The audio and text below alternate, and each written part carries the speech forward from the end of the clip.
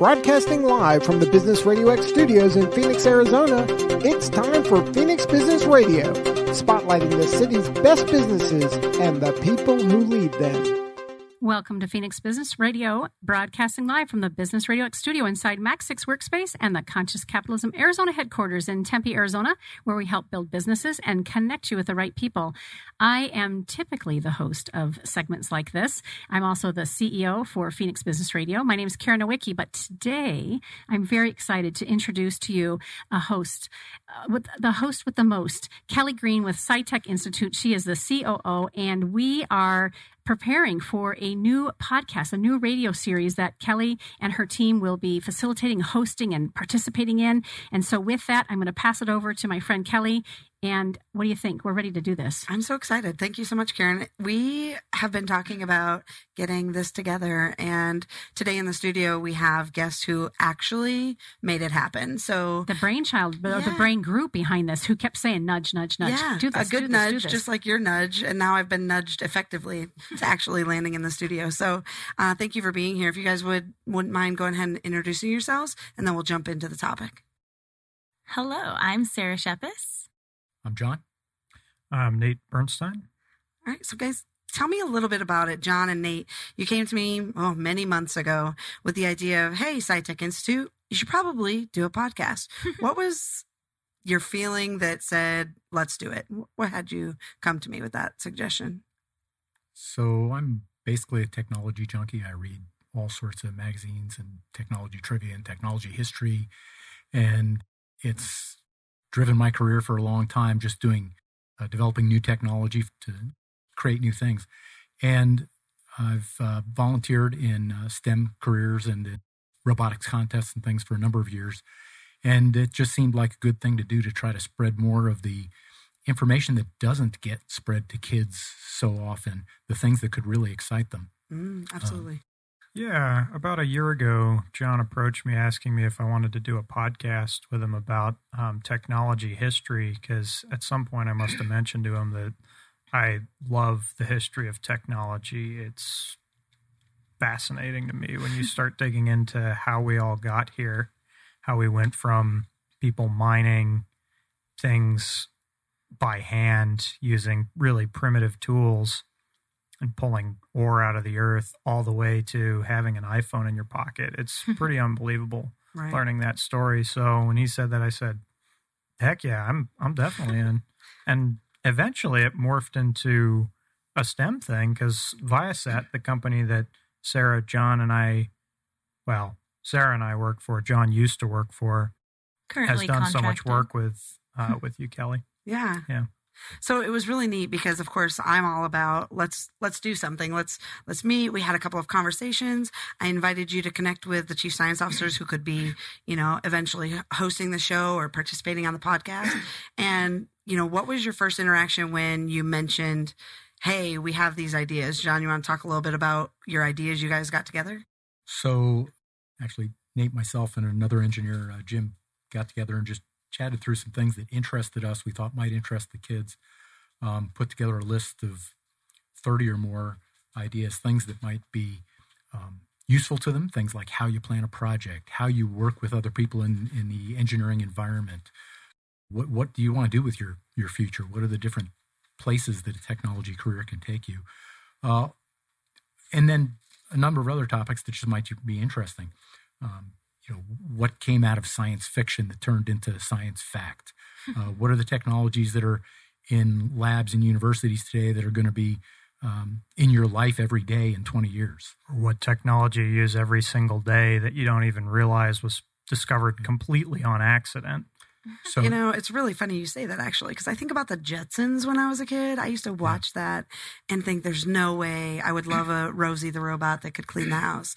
And now those they're a little bit closer. So that's kind of neat that you wanted to bridge off those topics. So the CSO I was mentoring, Caillou, was a real go-getter, and he took our list and coordinated with a number of the CSOs on the CSO Council, and they divvied up the things that interest them, and that became the core of this. So we've got a number of topics that the students were interested in, And over the course of this podcast, we'll do those, hopefully get through most of them, and be interesting topics for all the kids that we'll reach out to through the SciTech Institute and the podcast group here.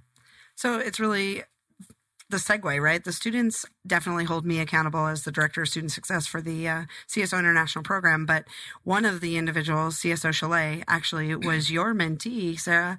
And the topic of conversation was women in engineering. So if you want to talk a little bit about your opportunity to work with Chalet and why you want to be working on the podcast with us. Absolutely.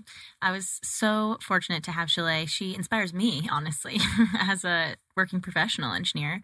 I don't have my PE, but as an engineer in the industry, whereas Chalet is still in school and just killing it, speaking at conferences in DC and really having a passion for STEM and STEM education, and it shows in everything she does. Why do I want to be on this podcast? Well, this was all a mind product of Nathan and John, and they both are just extremely just also inspirational with their knowledge on technology and how they're still working. I mean, John does not have to work anymore and continues to contribute, give back. He's always learning. He's always teaching us something, and that's just something that I aspire to be. Never want to fall back on just being content. I always want to continue to learn, continue to grow, be challenged, and facilitate in that for others. And CSO Chalet has showed the motivation to want to receive that type of attention. I think that was the nice part about when you came to me, John, about let's do this. And I knew you had been working with CSO Caillou, who is now alumni and attending Carnegie Mellon. And, just the connection that you had with him, the connection that you had with what you speak of, the passion, right, to make a difference. It's very important to the SciTech Institute. And then the idea that what could we talk about? And I can talk for days, but the point of how do we make it educational but palpable for regular individuals, right? Like, who's going to listen to our podcast? So what do we really want to dive deep? So can you mention a couple of the topics that the CSOs have decided and championed to start planning the different topics we're going to dive into? Well, as you mentioned, the women in engineering, it's you can go back through history and find tons of examples of women that have done amazing things that haven't been recognized. So there's a lot of interesting topics there. My career went through a lot of different markets in engineering, consumer, communications, healthcare, military, space. The common theme in every one of them is, they all benefit from advancing technology, and there's a process for doing that. The kids have never been through this, so part of what I can bring in some of these topics that they were interested in, how to plan a project in the business world. It's not rocket science, but there's a logical sequence to it. It's something the kids can learn, and it's important. It's a basic skill that you've got to learn. So we'll cover that on one. The engineering of social art. Again, engineers are not known for being social animals. We typically don't communicate as well as most people. We typically are in our own little world. But the things you can accomplish in the engineering world by learning how to work with people, like by learning how to collaborate and negotiate, and work through to the best answer for your customers and your end users. Is just a skill. Again, people have to learn it and understand it. It doesn't necessarily come natural. The nice way to call that is an introvert. Yeah. But look at him now. He's reaching out to the world through a microphone. And then technology and environment is one that one of the students picked up on. We'll talk about the things that are challenges to the environment coming up, and what technologies have been used and what technologies might be used in the future to benefit the environment. What do you want to be when you grow up? Oh man, I have to decide. When we do panel sessions at some of these STEM events, the kids most often want to know, how did you decide to be an engineer? How did you get to where you're at in your career? What decisions did you make along the way? So part of this is giving them the information they need to understand those options. Do you have any specific one that you want to talk about, Nate? I know you always talk about the microwave waves or something. Yeah, my I'm an electrical engineer, and my main focus is building radio communication links that use microwaves. Yeah, there's a few that John and I came up with when we were making up that I'll give a shout out to. I already mentioned my probably favorite topic, which is accidents in the history of technology, where something like, well, for example, X-rays were founded completely by accident, and they're used all the time in hospitals and in the medical world, at the airport, etc. Another topic that actually Chalet looks like she signed up for on our list of topics is the Voyager 1 satellite. This was a satellite made back in the 70s. It's actually the farthest man-made object from Earth. I'm not sure exactly how far away it is, but I know I think it's several 100,000 kilometers away. It's also the fastest man-made object traveling right now, so that's kind of fun. So yeah, that'll be a fun one to talk about. One of the engineers I work with actually worked on Voyager 1. Sounds like the perfect guest to me. Yeah, he might be. He's another shy one. Good old Bob Hansen. Shy is a big understatement. Bob, we'd really like you to be on the show. So that's my personal request. I'll come out and visit. Bob's awesome. Yeah, See, he's Bob a might great be guy. persuaded. I think we can get Bob. We'll get him there. I think that's the next ask, right? Yeah, So yeah. kind of to wrap it up, we'll take final thoughts, but I really want you to think about the topics that we discussed today. And if any of them are interesting to you, maybe you want to be a guest on our podcast. Maybe you have something to offer and help, like John wanted to do, right? Inspire youth to stop, think, and listen about what adults have to offer, right? You've been there, you've done that. Maybe you could impart some wisdom not only on myself during the show, but also to our listeners. So, any final thoughts, Sarah? I was just reading John's phone where he has some nice statistics of the Voyager, where it is in space. Super fascinating. But my closing thought is just I'm really excited to be involved. It's clearly going to be an amazing group of people that are passionate about STEM, passionate about helping others, education, and just making the world a better place. So excited to be here and really looking forward to the future. John? Yeah, this hopefully is going to be a lot of fun. Education for the kids. I think we'll be able to bring in a number of other people we know that are experts in some of these specific areas. There's just so much that professionals can and should be doing for the kids coming up now and for promoting STEM. There's just a shortage of technology professionals in the U.S., and we need to do what we can to help. I'm so glad that we are actually doing it too. So that year-long wait, it's finally happening. Yay. Any final thoughts, Nate? Excited to be working with some of the CSOs. I think it'll be great. Yeah. Those chief science officers, they're amazing. It's definitely how I got involved, and now they're really doing some amazing things. So since we're signing people up, I'm going to sign my dad up if I can. So my dad, back in the mid-'70s, moved our family from Northern California with Litton Electronics back in the day. And their office is not too far from the studio, and that's now known as L3.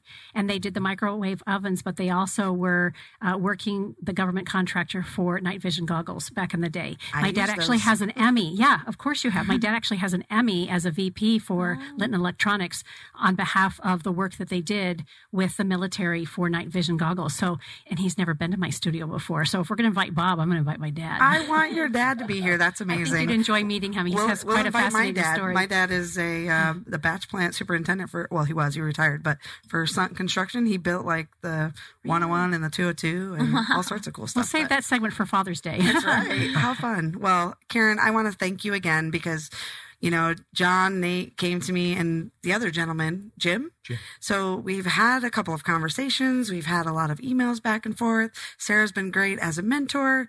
Everybody's like, let's do it. And to be here now and just be sitting with you and actually getting it done is a really powerful thing to be able to say that I appreciate your friendship. I appreciate your wisdom, and what we're going to do is going to be powerful. So thank you. You're welcome. And John said, hopefully it's going to be fun, but I'm going to say for darn sure it's going to be fun. That's an engineer versus third grade teacher. Of course it's going to be fun. You're going to like it. That's right.